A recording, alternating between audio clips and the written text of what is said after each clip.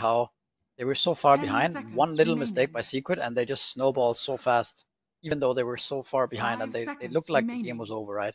Secret was so far ahead, and it's like they just do a quick smoke and catch another guy and then another guy, and suddenly they're threatening Roshan. Secret has to like buy back and stuff, all of it to keep the game like almost even, and it's insane how they have this ability to come back. We've got opening picks here. We've got the Bane and the Batrider, a couple of Bs for Team Tundra, and the Weaver and the Monkey King for Team Spirit. Misery, talk me through these opening Tundra picks. What are we seeing here? That's a lot of good single target disable.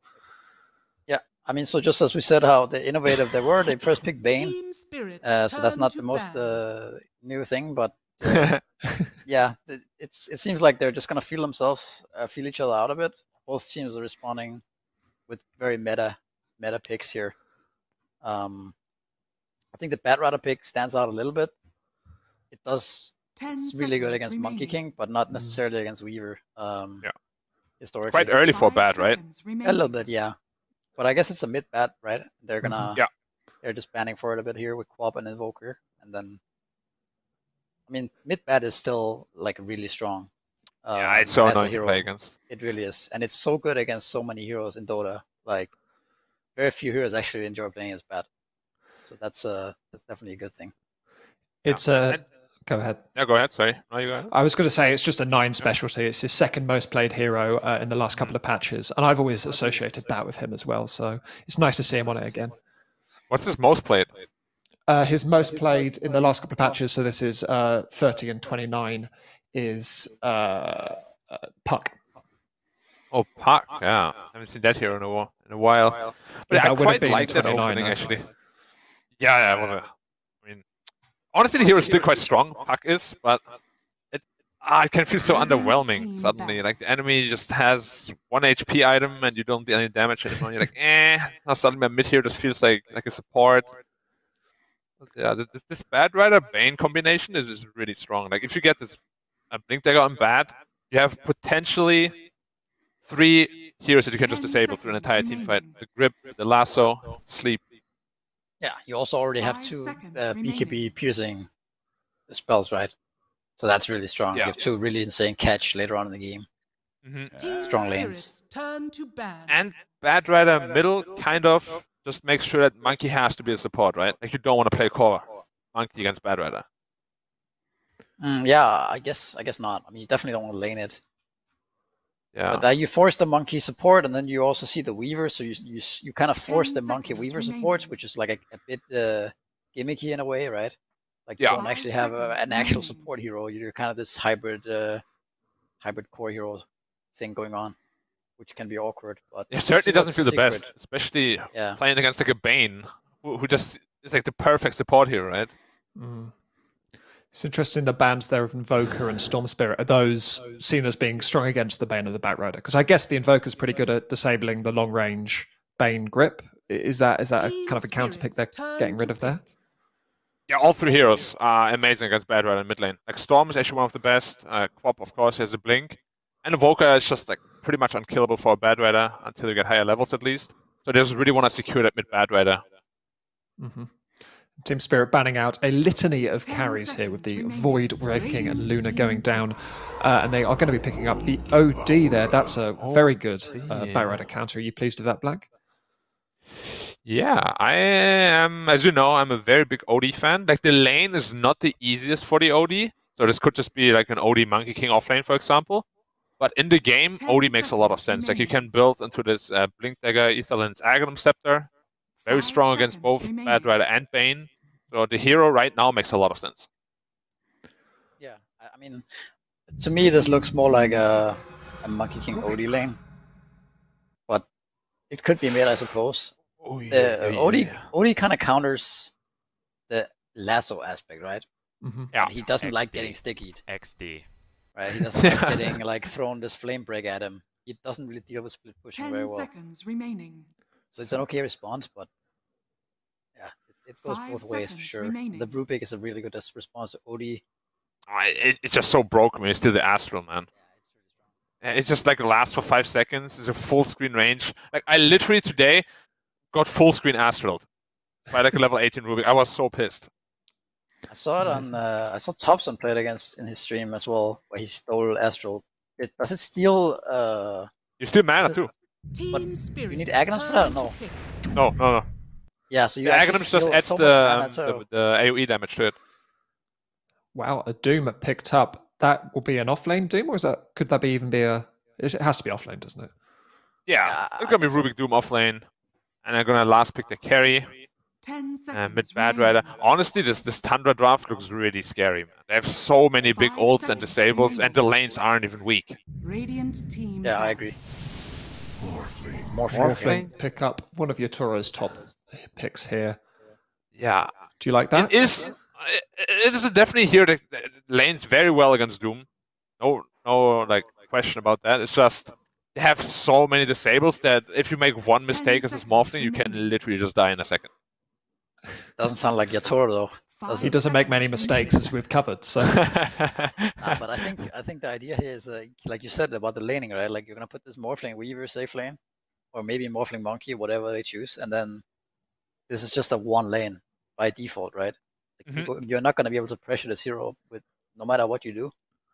And then if you have the OD Monkey lane as well, which is also strong, you can ban for it even. And then you last pick something solid against the bad mid, and now you potentially win all 3 lanes, right? Yeah. And then it doesn't matter how strong Tundra's draft looks or whatever, you're still gonna win 3 lanes and like play from there. So yeah, this Morphling gets his first item, like a Morbid Mask of Power Threats, and Doom it just can't last it anymore. You have like 30 damage less, way less attack speed, and Ruby can't really help you there, right? You also buy this early Lincolns this game, right? Yeah. I mean, Lincolns in this game is really, really good. Like, it's a gaudy item. Yeah, it is. So what sort of a carry are Tundra looking out to round out this draft? So they banned out Peel, which makes a lot of sense. It's many carries banned already. 10 seconds remaining. Terrorblade looks pretty decent. 5 seconds remaining. Do you like Juicer? I quite like Juicer. Juicer's okay, but I think actually the best hero they could pick, which I think is going to get banned next, is Drow Ranger. Like it just owns OD and Morphling. Juicer is weird against Morph, but your lineup is like maybe overall better. Like you have really good supports for the Juicer, whereas Morphling's supporting cast is, you know, kind of gimmicky, like we talked about earlier. You don't have that much disable, you don't have that much team fight. You have a lot of these small skirmish type of heroes. So if they were to pick a Drow Ranger on Tundra, what could Spirit pick to kind of sort of counter it? Well, they're looking for a collapse hero, so I think collapse is going to be on the OD this game. Oh, do you? Okay. So. Oh yes, yeah. But I don't know. I mean, I don't know. They could do the other way around too, right? They do have last pick, so they might just be flexing it and seeing like what kind of carry they're looking at. There's stuff like Naga as well. I don't know if that's a Skeeter hero. Naga is actually not bad, yeah. 5 seconds remaining. Illusion heroes generally against Morph, TB being probably the worst of them, but against Morph specifically, but he's really good against the rest. So anti-mage ban. Okay, that makes sense, I guess. Is that against OD? Why are they banning that particularly? It's really good against Morphling, right? And Weaver Monkey doesn't do much to AM as well. You don't have catch. It's like 10 seconds remaining. Yeah, but okay, then I do think Drow strikes me as the best hero for Tundra. Maybe Naga, but since they don't have last pick, it's a little bit more risky. Yeah. So Skeeter, what is his preference on these type of heroes, though? Wraith King. It's banned. He likes the TB, which is out there, so... Okay. Yeah. Like, TB can work, as we said. It's just, out of all the Ilu heroes, as Misery said, TB is definitely the weakest option against Morph. Bloodseeker kind of hero here. Bloodseeker could work, for sure, against OD. Team Spirit. A bit scary, perhaps, but... Okay, they go with Medusa. Okay.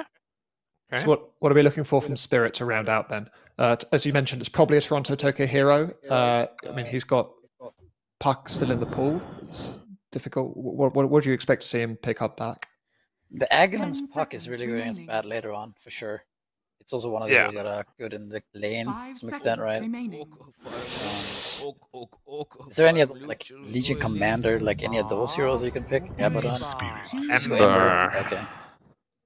I mean, Ember makes a lot of sense. Is that a playable matchup for Ember? And you have to be really careful. Like, if you die once, you're going to die a second time. But if you can make it to level 6 without losing too hard or dying, then you should be okay. And that's the hero they needed, right? Something like a Puck or Ember Spirit that can really move around. Because Morph and OD are going to be farming.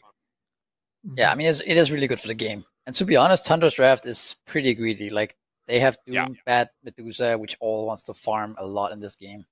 And if Ember Spirit can, like, get some kills, even having a little bit of a rough lane, if he gets a couple of kills, he's kind of back, right? So, yeah, it's nice to have a hero for them that can kind of run at Tundra a bit. So are we expecting Black to see the story of this game to be Team Spirit trying to close out early into a late game draft by Tundra, or is there anything that Tundra can do in the early game here? Yeah, late game seems super hard against like a Refresher, Doom, Medusa, and Bad Rider. Like, I don't think you want to go late game. I think like the biggest time they're gonna have is this like Morphling 3-4 items where he's stronger than Medusa and can kill her teammates really easily.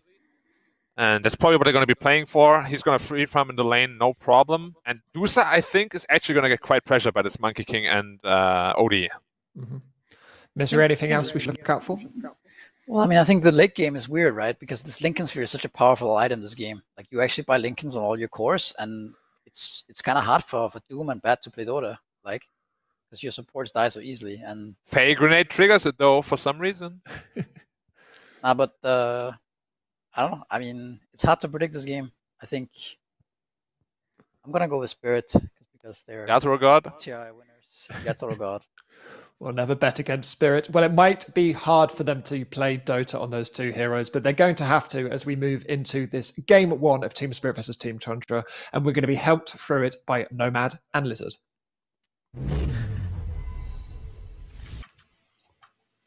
Thank you very much, Dan and the gang. Yes, indeed, it is the TI champions versus the team which never made it to TI, despite many people's best intentions. Everybody wanted to see them there, but unfortunately, they couldn't cut it when it matters. Now is the time for Tundra to possibly get redemption for that.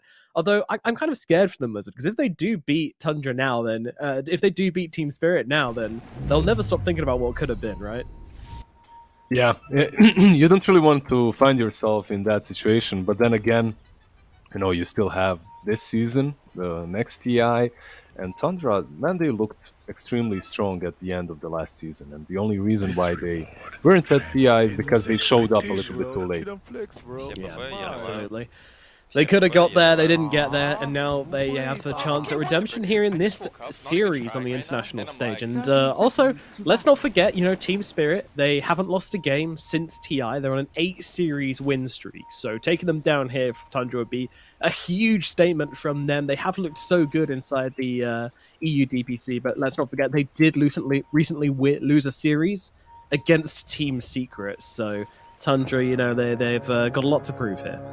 And it's a team that Team Spirit actually did talk highly about. Like, when they talk about teams, they actually did say that Tundra is one of those that's looking pretty damn strong at the moment. Right. Tundra 2 bounties, Team Spirit 2. No crazy business here. Yeah, Maposhka tried to go in and sneak a bounty there, but not quite sneaky enough, unfortunately. So, Skater on their signature Medusa. I mean, there's a lot of signatures in this game, isn't there? But is this looking like a good Medusa game to you? It is. It's a decent Medusa game, besides the fact that her team is really greedy. I think it's kind of alleviated by the fact that Rubik can steal Sukuchi, so he doesn't really need to be AFK farming that Blink Dagger. And also, I think it's one of the best shard games for a Medusa. Like, you don't really see that fought way too often, but in this game, it looks pretty solid. Yeah, true. It's got a lot of applicability in this game. Lots of stuff to mess with, especially that OD.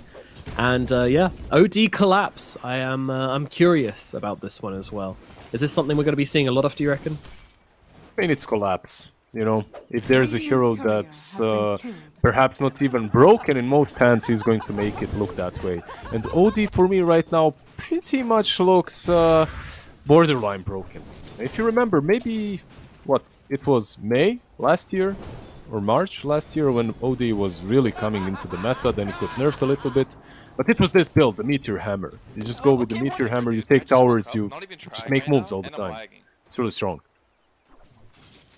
Yeah, it's a very common build we've seen on pretty much every OD. You know, it's one of the most consistent things we've seen, whether it's mid, whether it's off lane. But I mean, that's because it works. But they do have the interrupts available on the side of Tundra, so you know, go and make sure no one gets caught out in that way. So right now we've got 9 and 0 on the Ember at mid. On the last hits, it's still pretty close and decided in most of the lanes at this point. It's pretty early to call it. Miposhka is the one that kind of suffered the most beating out of all 3 lanes. I would say he's the one that had to waste the most regen. As he was caught by a sentry, he wasn't able to deward it. He does have 2 more now in his backpack, so maybe he'll be able to do it soon. Double downing. It's got to be done though when you're playing this Weaver. You want to make sure that you get those sentries out of the lane, and you can also block as well if you need to. But Weaver's very good at interrupting pulls though, isn't he? It's very important that he manages to... Yeah, there you go. Yeah. You can't really play the lane without that, right? Like, you need to get the sentry out, and then you can actually harass and play around the Sukuchi.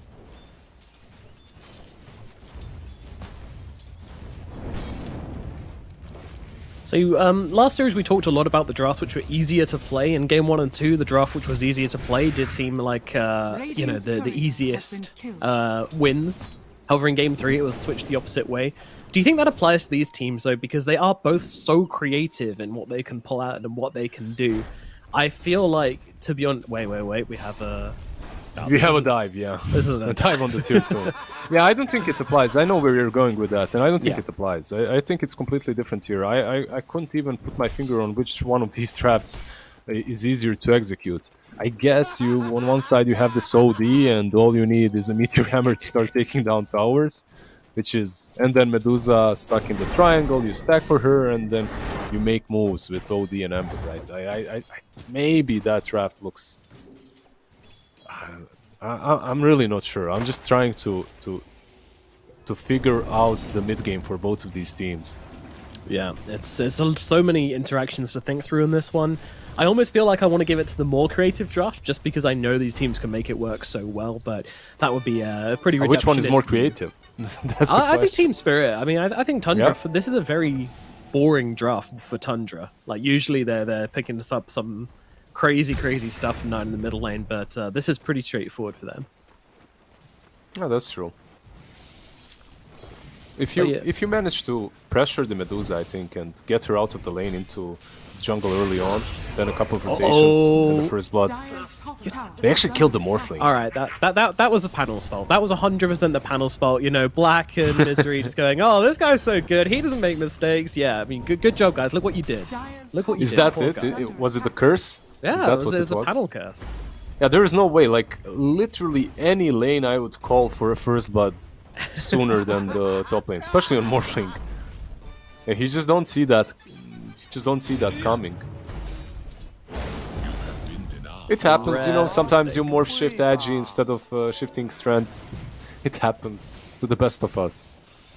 Yeah, just not keeping an eye on 33's abilities, perhaps, who knows, but either way, that's a pretty bad death for OGA Dota up in the top lane.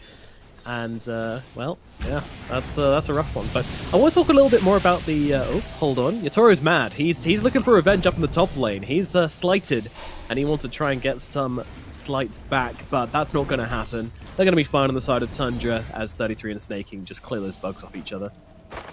There's still Miposhka. He's running around probably just to steal the bounty runes. Yeah, this is something that's really nice about Weaver. Bot lane Fata. Sleep well. That should be fine.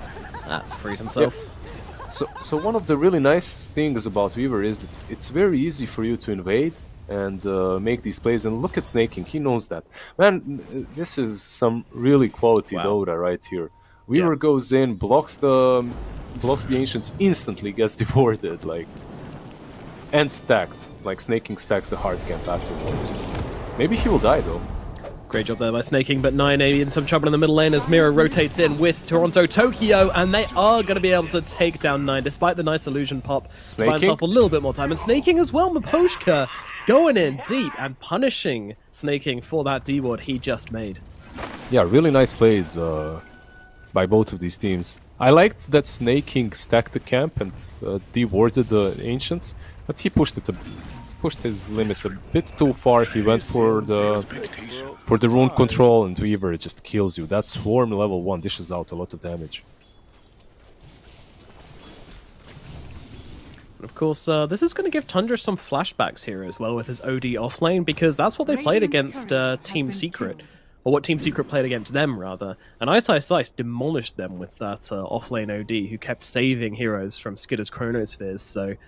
yeah, well, hopefully that won't be the same thing. Oh, hello? That... what? How did they even see that? Yeah, right. It was... yeah, they caught him. He was... not sure exactly how they guessed the right position. Monkey King is even pinging out a ward which isn't there. Yeah, I mean, you'd think so, wouldn't you? Yeah, they just guessed it really well, because he killed the courier, right? So they kind of guessed the trajectory in which he was going back and caught him. Really well played by them.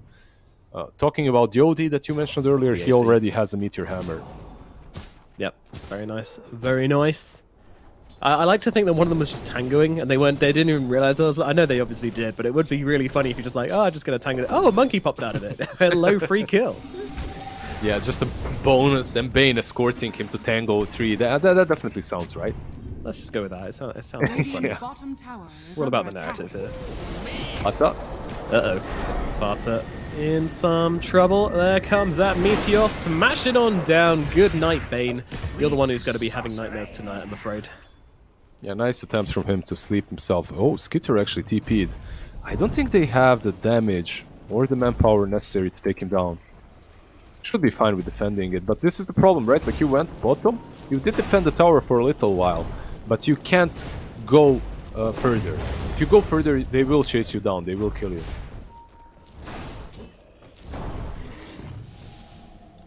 Very, very complicated game so far. My 4K MMR brain is struggling to keep up with it, but you're doing a great job in guiding me through it, so thank you.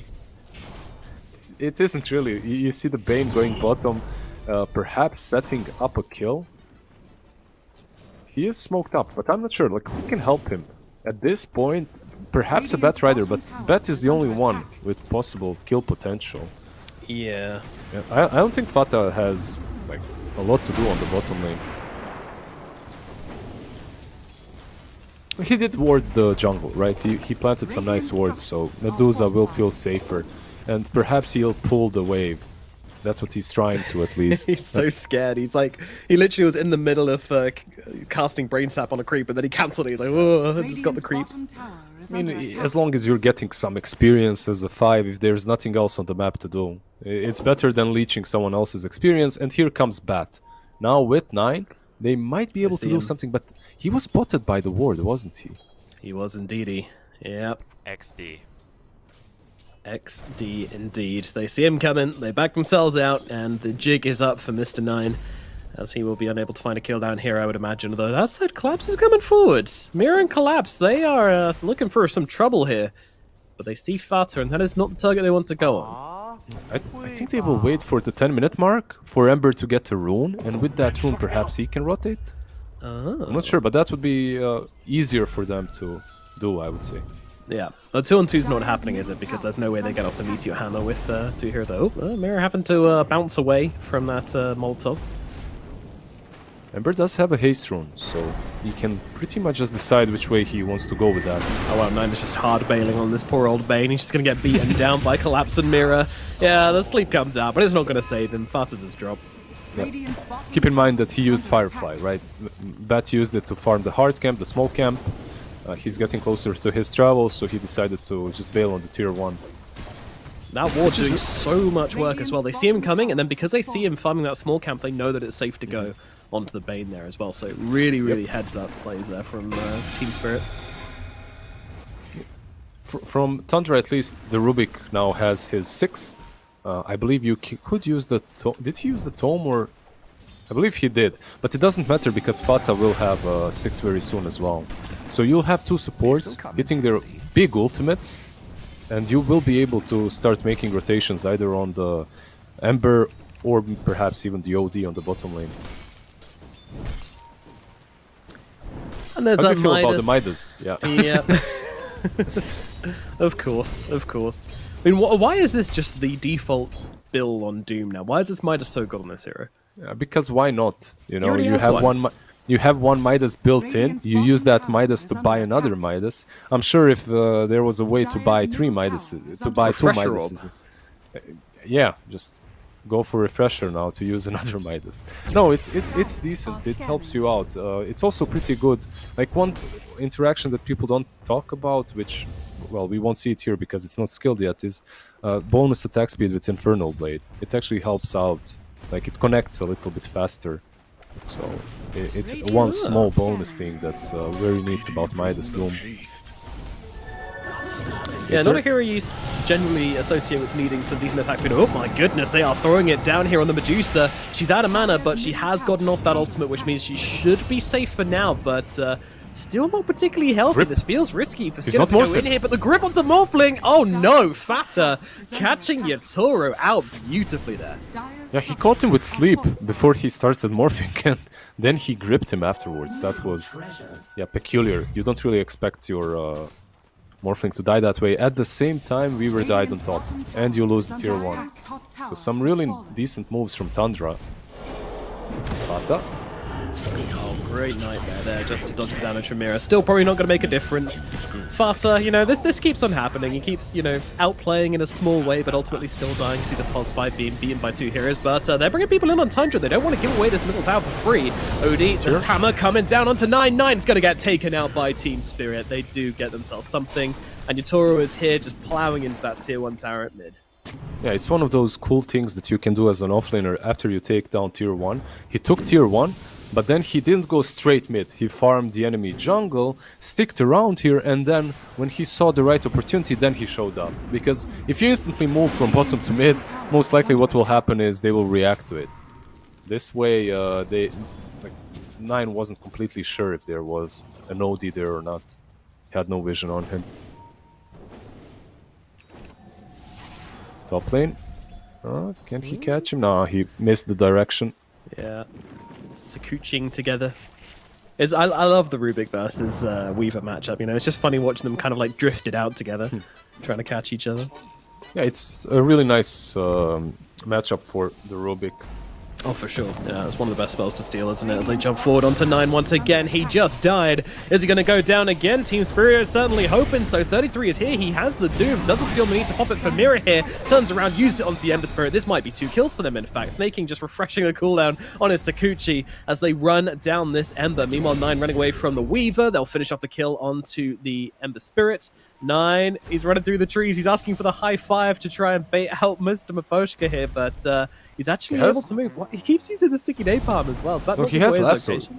He could get a kill here even if they see the Weaver. Yeah. Oh, the time lapse. They know now. Invis, snaking, into that section. Oh my goodness, that was a little bit close for comfort, but Maposhka does get away, and 9 gives him the friendly tip. I'm just getting like some PTSD from Rubiks in my games. Like they never have, you know how Rubiks are. Like he's there to win the game on his own, to steal all the spells, to buy Aghanims, to get the Aether Lance, whatnot. Indeed, never has dust. Oh, well, he's being dusted now, but the Boundless Strike will miss. Toronto Tokyo can't close the gap either. Snaking just says, bye, adios. Fun playing. He's fine. And he deserves it. Like, if you think about the top fight, he's the reason why Bet survived in the first place, saved him, so afterwards they killed Ember together. Some really neat plays from Tundra, keeping them in the game. 9. Boy, I mean, he's constantly getting jumped on here, but last time it went pretty well for them. This time it might not, though, as they do get the kill onto the Batrider down at bottom.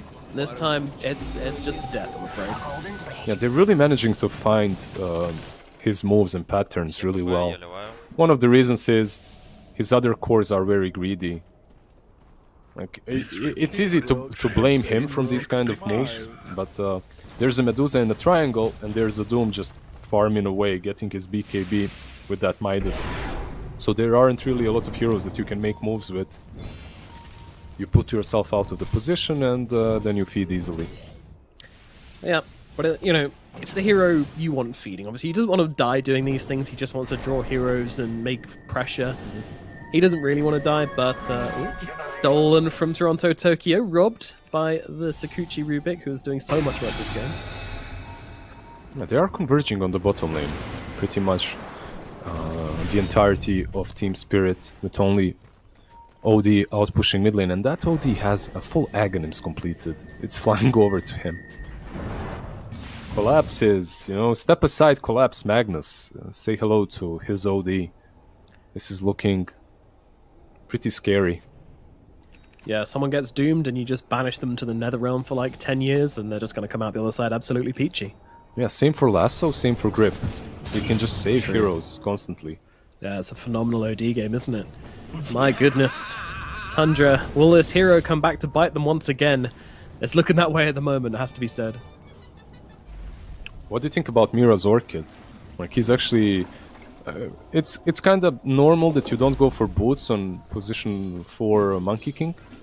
But he's rushing an Orchid as well. No Mate Slayer, nothing like that. Well, you're essentially playing against another Weaver, right? So when you think about it that way, I guess it makes sense.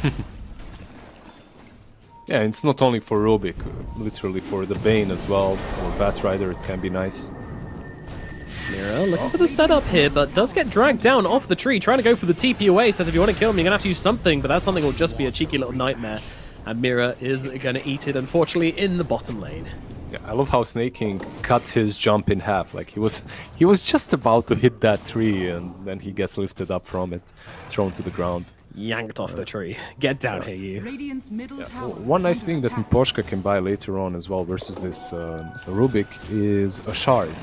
Like, you get that shard and then suddenly it doesn't matter if he's Sukuchi's, you apply the bugs on him, and because they reveal invisible units, Rubik will not be able to just go in and out of fights and do whatever he wants to. Very true, very true. Yeah. Also, when you're playing against Wukong's command, the Rubik shard as well might not be too bad to get heroes out of that. Especially Medusa, you know, the Medusa versus Monkey King matchup's a bit annoying in that regard, but this is, of course, a support monkey, so probably won't be that much of an issue. A very quiet game, I have to say, though. Like, if you remember the last series that we just casted, it was a bloodbath. This time around, not necessarily, although Fata might get caught here. Uh-oh. Miposhka smells something's up and actually doesn't want to go onto the support Bane here. Just wants to haul ass and get out of here. Yeah, they had a ward. You can see a very deep ward right next to the tier 1 on top lane, the dire one, so they notice that 9 is rotating in, and because of that they bail. Yeah. Man, Team Spirit are ahead of me and I can see everything. Like, we can see everything on the map and they're still, like, winning the vision game against the casters. That's impressive. How much time do you spend watching the minimap, actually? That's a question I need to ask. There's a minimap? While you play, yeah. Oh. No, a decent amount. You know, I'm a carry player. You know, I like to watch and see when my team's fighting and count the dots and see if I should join or not. No, there's a huge amount of players that spend more time watching the minimap than the game itself. It's like your eyes should be constantly there. So when you have wards, it's very easy to spot some ganks the way Miposhka did. Moves away. Blink Dagger coming out for the Doom on Dojo Kanojo, his courier. I don't know why it's named that. Cool name, though. Dojo Kanojo Cho. Alright. Cool name, bro. Yeah, sure. For a guy named 33, that's a very creative name, isn't it? I guess now with Dojo Kanojo Cho giving them that Blink Dagger, they should be able to make a smoke move. Although, very interestingly enough, Tundra 33, he showed himself mid lane with that Blink Dagger. He didn't try to like be sneaky about it and try to get a pick off. No one really wants to make any moves this game, so why bother, I guess? Why play around Blink timing?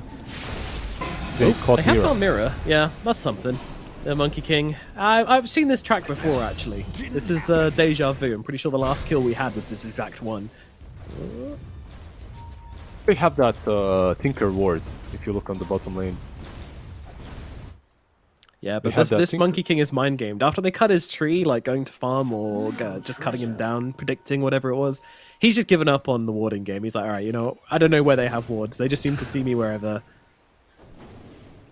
Yeah, they got into his mind, you know. He can't really figure out any longer. Is it me? Is it the wards? Exactly. What's happening? He's mentally broken. This is giving Tundra a good opportunity to jump the mid lane. Now with the Doom. Let's see, 9 and 33 leaving charge. Of course, 9 does not have the Blink Dagger, just the BKB. The Team Spirit are back in full fighting force, and they're going to scout everything out with this Sleight of Fist, and that's going to mean all hell breaks loose as they jump down with the BKB. But actually, Team Spirit, they're just running away. They're just backing out. They're saying, all right, fine, take this out, we're out, see ya. Yeah, are they fine with that? Because BKB was used, right? Yeah.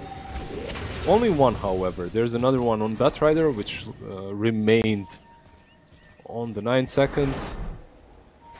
And I'm just waiting to see Team Spirit play out these team fights. Ember got top. Or is he? He's out onto both the supports though. That's not ideal. Oh dearie me. That's Rosh. I think you might be right. They both have buybacks and they both need to use them if they want to stand a chance of contesting this Roshan. Yeah, there's a tier 1 on the mid lane. They didn't take it yet, so maybe they can buy back. But no. Tundra, they realize mistakes were made. Let's just cut our losses. Try and farm up on the Medusa. Self-discipline, you know. I just have to say, I love how calm and patient Team Spirit is. Like, they drop that bottle while Bane and Rubik are nearby. He drops that, Toronto drops the bottle for Morphling to take it so that they can take Rosh afterwards. Doom, blink stop. Nope. Nothing though. Alright, now starting to swing in a bit of an advantage for the Team Spirit as they see 33 in the trees here, zooming on in on Yatora to get on top of the Doom. Doom, I mean, he does break the Linkens and pop the Doom now onto the Morphling, but what really is going to happen here? I don't think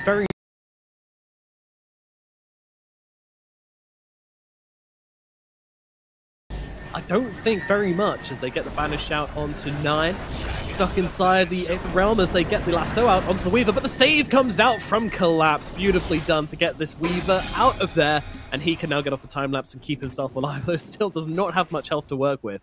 He has a salve though. The trusty shovel really kicking in. He has 3 salves. And OD catching more. Oh, is it enough? Is it enough? Oh my goodness. Whew, okay. I don't think he could stay for the kill anyway. Fatu was nearby. If he tried to finish the job on snaking there, he was just gone. I'm just not so certain what the Doom was about. Why does he do Morphling there? Like, it's not really a move that you want to make bad. What is this? BKB popped? I mean, I don't know. But he's got no lasso though. There's no real play here. Other than just getting... Okay, Morphling gets caught out again, lifted in the Agi, and burnt to death by Mr. 9. But that said, a cool kill on Fatu as he just slides out of the fight. Fatu was trying to get in position for the grip, and gets just caught out with his pants down by the Morphling there. Doom is chasing on. Sadly cannot catch OD, cannot catch Collapse. He had Ensnare there off cooldown, he just didn't use it on time. Also, keep in mind that this Rubik, it's such a good game for him. It's not only Sukuchi, like stealing Astral Imprisonment feels so damn good. Like you have that Aether Lance already built, right? You can save targets or initiate on targets from miles away, from the parking lot pretty much, so... It's a really nice Rubik game. Yeah, that's really good. Bottom lane. Oh dear. Okay, that's 9 dead, I guess. Just absolutely shotgunned down by Yatora. Now they look for more on the side of Team Spirit, and more is going to be found as they get this Bane. The stolen Astral, buying the Bane a little bit of time as he tries to run away, but there is no escape for Fata here as he gets cut down by Toronto Tokyo, and they find the kill onto Snaking as well. It's Yatora with the double kill here in this game. Yeah, Rubik stealing the Astral Imprisonment is really strong, but Morphling stealing the Rubik's Astral Imprisonment is even stronger. So now they have 3 Astral Imprisonments to use. Okay, this is getting heady. This is getting very... What? I'm pretty sure that's what happened. I might be blind. I just had LASIK, so if... Did it go wrong? If there are some mistakes, you know, I'm still trying to figure out who's playing on what team. Hope you can get a refund.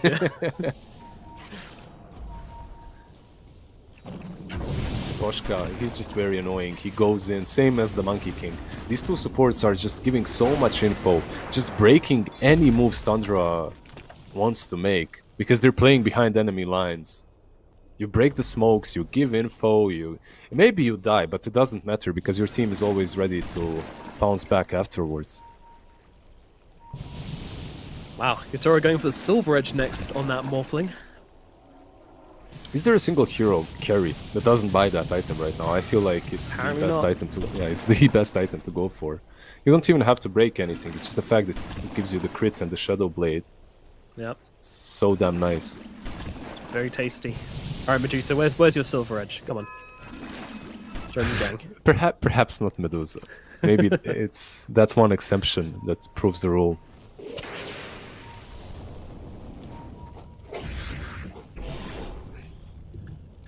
"26 minutes in, it's a 5k gold advantage for Team Spirit. They don't have that Aegis any longer, of course. It did get popped much earlier in the top lane. But that's not going to stop Yatoro being aggressive and searching for a kill. This game still feels like it's completely in Team Spirit's control, even without the Aegis. There's Grip, there's Doom, there's Lasso. There's so many ways to pick off a target and eliminate it instantly. But on the other side, Collapse on the OD. He's scary. 33 jumping in behind, trying to find a target here. Doom's going to come down onto the Morphling, but it looks like he got the Strength Morph off in time, and now the Astral comes out to buy him even more time. 9 looking for someone, but no one will be found, as in comes the Medusa from the sidelines. They want to kill the Morphling, everything on the Morph. Do they have the damage? I think they very well might. The last few seconds of Doom, and they bring him down. Yatoro is dead. Long live the Queen, who is the Medusa. They did manage to steal the gem, and they also killed Batrider. Can they get anyone else? Maybe. Who's inside this? Oh, it's Fata. Okay, he's not going to live very long. It's so much damage pumping out of Team Spirit. They're going to get themselves another mirror instantly onto the trees on this Monkey King, but won't find any +1 from this. Yeah, so that's a dieback. Yeah, Tundra do lose quite a lot from that one. But, you know, they did kill the Morphling. That is something you should be at least happy about. Skidder is now going to pull even further ahead on the net worth race. Yeah, for sure. Just making sure that you can kill the Morphling, and just for the morale it means a lot, right? Like even killing them. They found the right recipe to approach this team fight with, right? They doomed the Morphling, and 9, he doesn't have to lasso the OD, but he's following him all the time. We're top lane? I think he's fine, right? Oh, he's silenced. What's he silenced by? Mindbreaker, right? Ah, right. That'll do it. Wait, what? Why is there a quickening jump? Oh, okay. Mabushka manages to pick it up. I think the bug got him a quickening jump, just flying across the map. He did not want that to happen, but luckily the Tundra lads were out of there. Yeah, I actually didn't see. Maybe it was the shovel?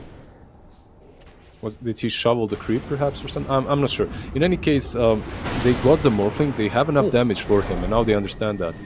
With the Skadi, right? Collapse gets the cheeky little meteor hammer off onto 30. 33's just dead! He's just gone! See you later!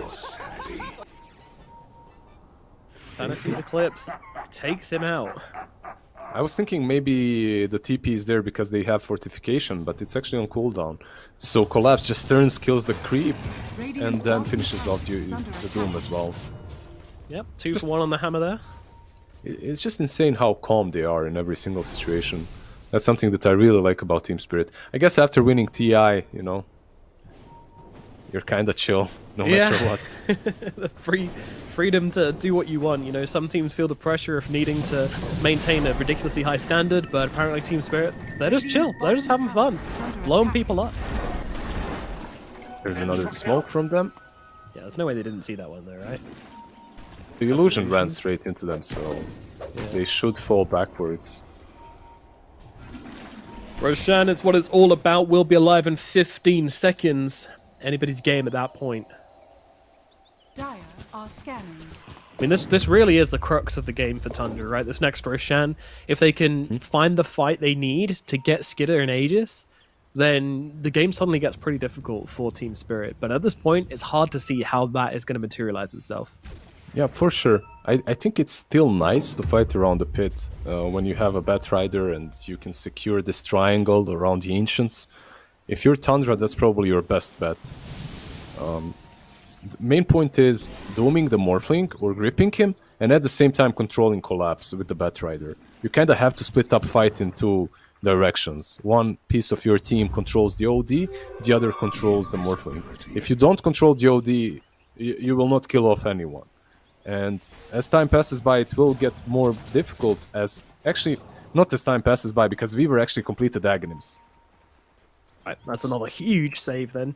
It's really hard to see how Tundra are going to be able to make anything happen with this Batrider and Bane, considering the amount of saves on the side of Team Spirit, as Mira jumps down to get the courier. He's up to the trees though, they're struggling to get him! Jesus! Okay, they will get him. Jumps from a worse position into an even worse position, and yet somehow they still struggle to get him off that tree in time, but they do get him down. And he gives a gem away. That was oh, wow. him, right? Like, he was carrying it, so he drops the gem as well. That's a little unfortunate, just jumping in all of them.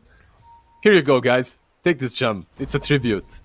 It's a broken gem. It's gonna make you lose the next fight. The cursed gem.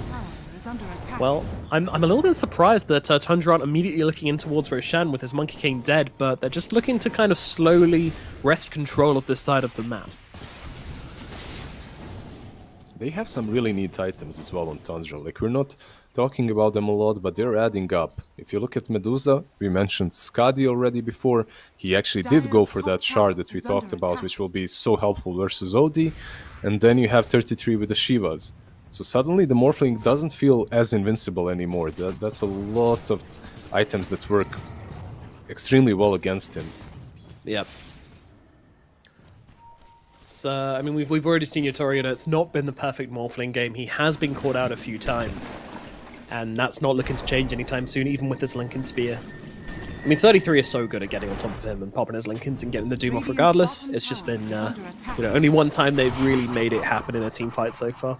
Yeah, the fact that he's still keeping the ensnare creep, right, just for that Lincolns, to be able to always use the Doom. Yep, it looks like that's not going to change either, as he's not going for any kind of Lincoln's Popper as an item, he's just going for the Refresher Orb. Yeah, the only problem is that they have an additional Lincoln Sphere on the side of Team Spirit, and that's the one that Ember is carrying. So if they wanted to, they could pop both of them on Morphling. And they have a time-lapse Aghanims on the Weaver, and hold the phone. Well, it looks like we're going in here. 33 getting very low for spot the BKB early. He's going to struggle to get off the Doom as he moves over towards Yatoro. Yatoro gets a secondary Lincoln's put upon him, as you mentioned, and we'll be fine for now. And now they've got that Meteor Hammer coming on down into the Bane. That's not the target you want to go down here, but they don't have a choice. Fata falls as Toronto Tokyo jumps in, snipes him out, and gets himself back again. Now that's also a hero whose buyback is still on cooldown, and they are very aware of it. Like, it's a minute and a half, and because of that they smoke up instantly. They want more. They're hungry for it. They see Skidder here, not the target they can really jump on, though. They're going to send him to the Astral Realm for now. Meanwhile, the backlines, that's who they want. They find the Doom, 33 down, and now look towards Snake King as well, just taking back to supporting staff and leaving the Medusa isolated, because they know they can't bring down Skitter, but they can easily deal with the rest of them. Really nicely done from Team Spirit here again. As you mentioned, just so patient, so slow this game, as they just slowly look for the targets, jump when they need to, and hold back when they need to as well. Yeah, just remember that they initiated the first time on the Doom. Oh. Yeah, but she's gone. Okay. Alright. Is that alright? Is that a thing we're okay with happening? I mean, he has like 2.4k max mana added on the OD, so he hurts. Let's just say he hurts. At the same time, Morphling is completely capable of taking Aegis alone, while Fata dies once again, and this game is completely out of control. It's spiraled. Yeah, they're falling apart. I feel like it started with that Doom on the tier 1 on top lane, right? Like, ever since that moment, they just couldn't catch a break. They didn't make a single move on the map. Yeah, something definitely snapped in Tundra at that point. They've been struggling to get it back together since then. I'm sure Coach Owie is going to have some words with the gang if this game isn't over soon. But I mean, and Toronto Tokyo is doing ridiculously as well. Like, he's 9-1 right now, which shouldn't be a huge surprise. His overall KDA in the DPC currently, KD in the DPC is a total of 34-5. That's pretty damn impressive. Yeah, it certainly is. Skitter almost got. It's just how patient and disciplined they are when it comes to approaching these team fights. You poke them, you force them to use the BKBs, and then when they don't have the BKBs, you strike again. Oh my goodness, they can't save him. The shard's there from the Rubik, but even on the high ground, he still gets chased by his projectiles and brought down. Medusa on the low ground, I'm sure they're not too worried about Medusa dying here. They just got to keep themselves safe. That's what's important for Tundra. They need to stay behind the Medusa. Yeah, at this point Medusa is falling behind a little bit, even though the network begs different. I don't feel like they have the amount of damage that's necessary to take down these targets that are just poking, going in and out, in and out. You just kill Fata, you get out. You kill the Doom, you get out. And they're amassing a significant lead, 20k ahead. They're going for it though, they're throwing a lot onto the Medusa, but they realize that she just don't die that quick. She's strong. She's strong indeed. I don't think you have to kill Skitter. Just kill everyone else and then finish him off. That's so far been their plan anyway. Yeah. I feel like they were just kind of testing it there, you know, blasting him a bit, seeing how much they could do, you know, just testing the limits. Yeah, how do you feel about Yatoro's Hex? He's got that as well. Meanwhile, Collapse has a full refresher orb. Yep, basically, if you don't have a BKB going, the Morphling is going to kill you. And if he doesn't, the OD will. If he doesn't, the Ember will. And if the OD doesn't, the Ember will, right? Yeah. Like, Ember has a full Skadi too. Mira with the Lotus Orb, a lot of utility from him. I just love this. The item build is so unconventional. Yeah, you can see Orchid here and there, but like you see these items and you can put it on Reddit as guess the hero or something, right? And yeah, how many? It'll take a while. Yeah, it will take a while until they guess correctly. Ember. He's gone. I mean, it's the thing as well, right? Like, they've just gone for this full kind of magic blasting build on the side of Team Spirit, because they know they've got so much save that there's no way the team fights are going to be over before Tundra's BKBs run out. Fata. Oh my god, Yatoro! Yatoro, buddy! Alright, well, just throwing his Aegis away, a little over-aggressive there, but maybe it's going to open up for something. Waveforms himself right the way back out again. Look at 9! Just the constant poking has put him so low already. He has to go back to the fountain. I mean, that wasn't too bad from the side of Tundra, trading a 5 for an Aegis. They'll definitely take that trade and continue to defend their high ground. Oh yeah, most certainly. I think you're happy with that. Fata so far has been dying for nothing, so getting that Aegis is an improvement. He slept himself right on time, and you have to feel for him, man. This game is not easy. Like, there's just so many heroes that get on top of you and eliminate you in a second.